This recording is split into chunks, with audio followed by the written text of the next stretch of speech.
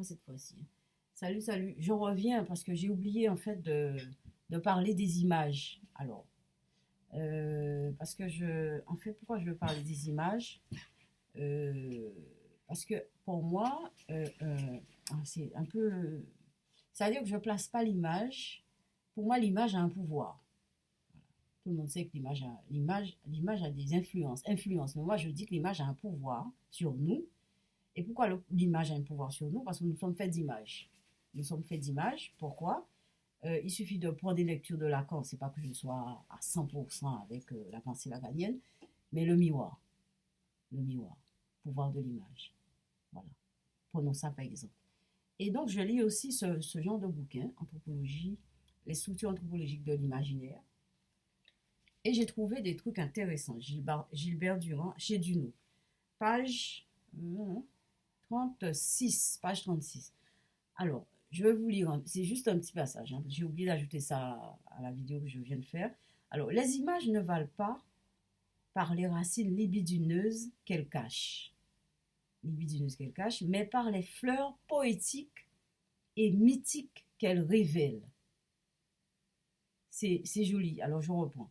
Les images ne valent pas par les racines libidineuses qu'elles cachent, mais par les fleurs poétiques et mythiques qu'elles révèlent.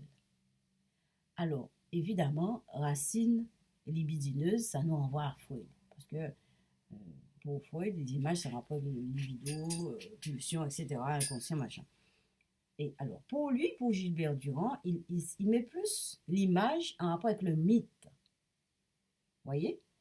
Donc, alors, pour comprendre un élément, il y a plusieurs façons de voir, hein, il y a plusieurs chemins. Hein.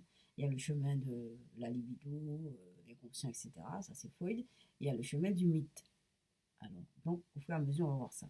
Donc, c'est bien parce que, en fait, ça rejoint un petit peu ce que je pense. L'image a un pouvoir. Donc, si l'image a un pouvoir, si l'image nous influence à ce point, nous sommes faits d'image et de miroir, parce que je vais vous dire un truc simple. Hein. On ne voit pas notre visage. Il y a quelque chose qui se passe dans la vie tous les jours. On ne se voit pas. C'est l'autre qui nous voit. Vous ne trouvez pas ça bizarre? Moi, j'ai toujours trouvé ça bizarre, mais bon, qu'est-ce que vous voulez? Je ne veux pas me promener avec mon miroir. Hein? Hein? C'est l'autre qui nous voit. Vous voyez? Donc, ça pose question. Alors, donc, je reprends. Les images ne valent pas par les racines libidineuses qu'elles cachent, mais les fleurs poétiques et mythiques qu'elles révèlent. Donc, il y a cache et révèle. Parce que chez Freud, c'est refoulé, caché. Et dans le mythe, ça se révèle. Vous voyez? Donc, c'était quand même une grosse nuance. Donc, je vous laisse là-dessus. À tout à l'heure.